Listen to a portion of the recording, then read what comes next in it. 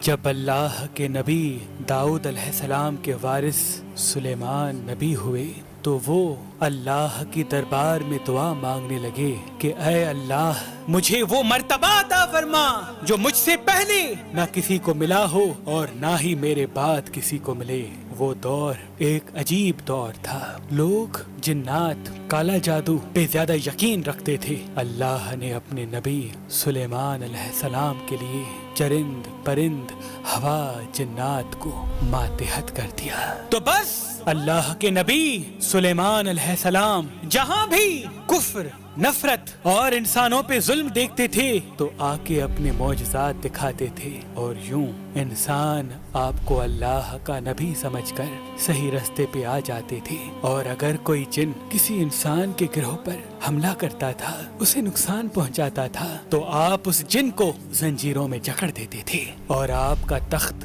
فضا اپنے کندھوں پہ اٹھائے پھرتی تھی، آپ آسمانوں میں پرواز کرتے تھے۔ تو ویسے ہی آپ آسمان میں پرواز کر رہے تھے، اتنے میں ایک جن آ کے آپ سے کہنے لگا کہ اے اللہ کے نبی، زمین پہ بابل کے پاس جنات کا ایک گروہ انسانوں پہ ظلم کرتا ہے، اور وہاں کے جن انسانوں میں حلول کرتے ہیں اور پھر انسانوں کو تکلیف دے کے یہ منواتے ہیں کہ ان کے پاس غیب کا علم ہے، اور یوں انسان بھی صراط مستقیم سے ہٹ رہے ہیں۔ جیسے ہی اللہ کے نبی سلیمان نے اس بات کو سنا تو آپ اپنے تخت کو بابل کی طرف موڑتے ہیں اور اس گروہ کے پاس آ کے کہتے ہیں، اے تکبر میں رہنے والو، اللہ سے ڈرو۔ وہ جنات کا گروہ حضرت سلیمان کی طاقت سے ناواقف تھا۔ اس میں سے ایک جن لیاب کہنے لگا، ہم کسی سے نہیں ڈرتے اور ہم اپنی مرضی چلاتے ہیں۔ اور اس کے قبائل کے کچھ جن حضرت سلیمان علیہ السلام کے تخت کے چاروں طرف سے آ جاتے ہیں اور کہتے ہیں، اگر تو واقعی سچا ہے تو ہمیں قید کر کے دکھا۔ تو بس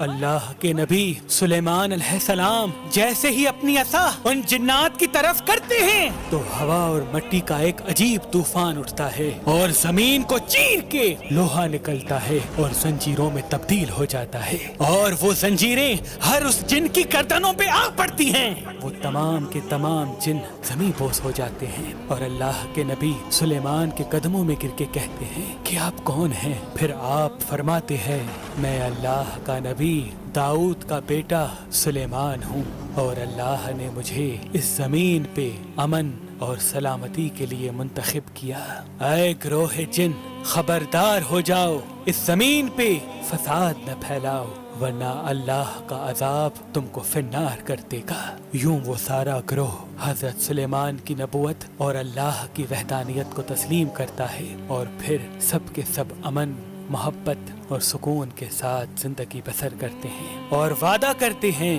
کہ کبھی بھی کسی بھی انسان کو تکلیف نہیں دیں گے۔ بے شک اللہ جسے چاہے اپنی خاص رحمت اور طاقت سے نواز دیتا ہے، وہ ہر دعا کو سننے والا اور سب پہ کرم کرنے والا ہے۔ اے اللہ، اس پورے جہان پہ اپنا کرم فرما اور ہر انسان کی دعا کو قبول و مقبول فرما، آمین ثم